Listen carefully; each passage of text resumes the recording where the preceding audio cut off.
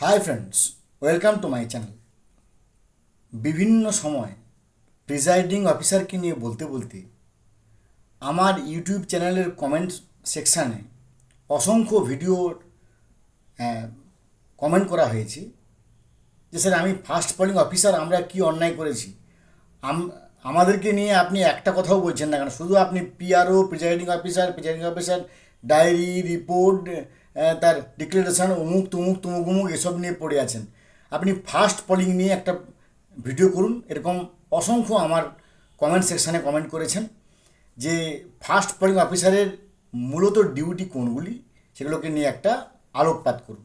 দেখুন, আমরা সবাই জানি, সব কিছু জিনিস জানি, অনেকে অনেকবার ভোট করেছি, কিন্তু ওই যে আছে বিপদকালে বুদ্ধিনাশ, বা বিপদকালে বা যখন মানুষের বিপদ আসে তখন কিন্তু বুদ্ধি ঠিকঠাক কাজ করে না।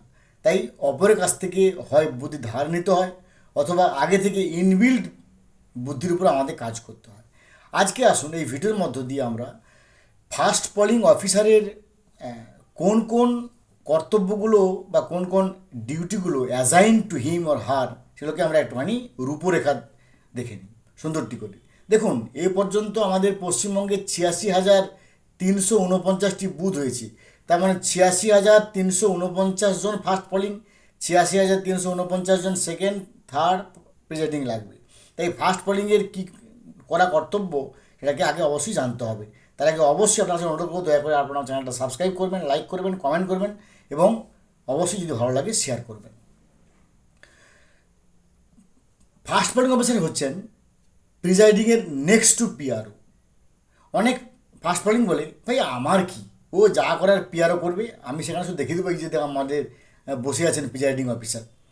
কিন্তু মনে রাখতে হবে, এরকম অনেক ক্ষেত্রে হয়েছে যে প্রিজাইডিং অফিসার অসুস্থ হয়ে গেছেন, স্ট্রোক হয়ে গেছে, প্রচণ্ড গরমে তিনি কাজ করতে পারছেন না, শ্বাসকষ্ট হচ্ছে, তিনি অসুস্থ, তিনার কোমরের রোগ আছে, তিনার নার্ভের রোগ আছে, তিনি কাজ করতে পারছেন না।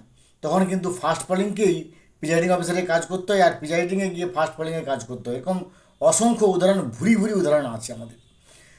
তার জন্য ফার্স্ট পোলিংয়ে কিন্তু ডিসিআরসিতে যখন আপনি P-1 ডেতে পৌঁছলেন, সঙ্গে সঙ্গে আপনাকে দেখবেন আপনার মোবাইলকে কিন্তু রেজিস্টার করতে হয়, আর পিআরওকে রেজিস্টার করতে হয়। রেজিস্টার হওয়ার সঙ্গে সঙ্গে P-1 ডে থেকে আমি বলছি, যখনই পিআরও এলো, ফার্স্ট সেকেন্ড থার্ড পোলিং আপনারা এক হলেন, আপনাদের যখন মোবাইল রেজিস্টার হওয়ার পরে আপনি আর পিআরও মালপত্র তুলে নিয়ে এলেন। মালপত্র তুলে নিয়ে সেই সঙ্গে সঙ্গে পিআরও তার যেমন নির্দেশ দেবে আপনাকে, অবশ্যই আপনি সেগুলোকে পালন করবেন।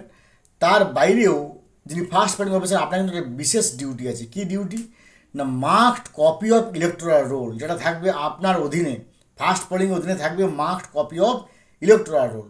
অনেক সময় হয় কি, অনেক ক্ষেত্রে হয়েছে এরকম, যেগুলোকে পরে আবার চেঞ্জ করা হয়, বা বুথে এসে সেক্টর অফিসারের মধ্য দিয়ে এগুলোকে চেঞ্জ করা হয়। কি হয়েছে না, ধরুন আমাকে দিয়েছে 121 নম্বর রামপুর প্রাইমারি স্কুলের আমাকে ডিউটি দিয়েছে, কিন্তু দেখা যাচ্ছে আমাকে 121A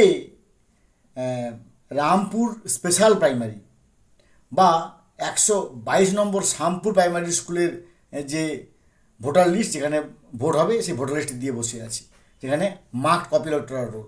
তাহলে এটা মিলবে না। তাহলে প্রথম ফার্স্ট পোলিংয়ের কাজ হচ্ছে যে মার্কড কপি ইলেকটোরাল রোলটাকে ভালো করে দেখে নেওয়া, যে বুথের জন্য আপনাকে অ্যাসাইন করা আছে, ধরুন 121 রামপুর প্রাইমারি স্কুল, সেটা ওই 121 নম্বর রামপুর প্রাইমারি স্কুল যেখানে ভোটার লিস্ট, তারটা আপনাকে দিয়েছে কিনা, এবং ওয়ার্কিং কপিগুলোও মিলিয়ে নেওয়া যে ওই একই বুথের কিনা। এটা হচ্ছে প্রথম কাজ। তারপরে আপনার বিশেষ কোনো কাজ নেই, আপনি যেমন আপনাকে পিআরও বলে তেমন করবেন। এবার আসি ভোটের দিন।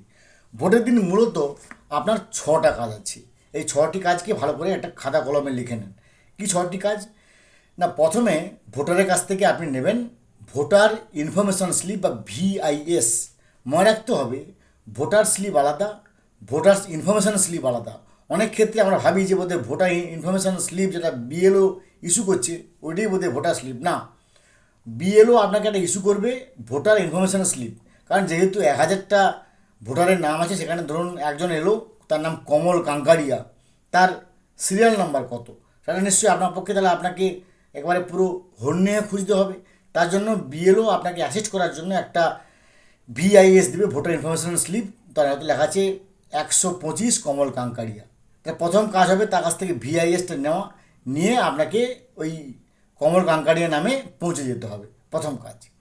দ্বিতীয় কাজ, এবার উনি যে এপিক কার্ড নিয়ে এসেছেন বা যে অল্টারনেটিভ ডকুমেন্ট নিয়ে এসেছেন, সেই অল্টারনেটিভ ডকুমেন্ট সচিত্র পরিচয়পত্রে ওনার ওই ব্যক্তিটির, ওই পুরুষ হোক বা মহিলা হোক, ওই ব্যক্তিটির মুখমণ্ডল চেক করে নেওয়া যে হ্যাঁ ঠিক আছে, মোটামুটি থবড়ার সঙ্গে মিল আছে।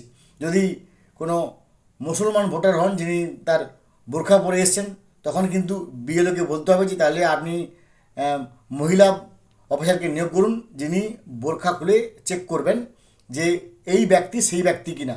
যতক্ষণ না পর্যন্ত আপনি নিশ্চিত হবেন ততক্ষণ কিন্তু আপনি তাকে ভোট দেওয়ার পারমিশন দেবেন না। এটা সম্পূর্ণ ফাস্ট পোলিংয়ের উপর নির্ভর করছে। যদি আপনি সমস্যায় পড়েন, সমস্যাটা আপনি তাকে পাঠিয়ে দেবেন পিআরওর কাছে।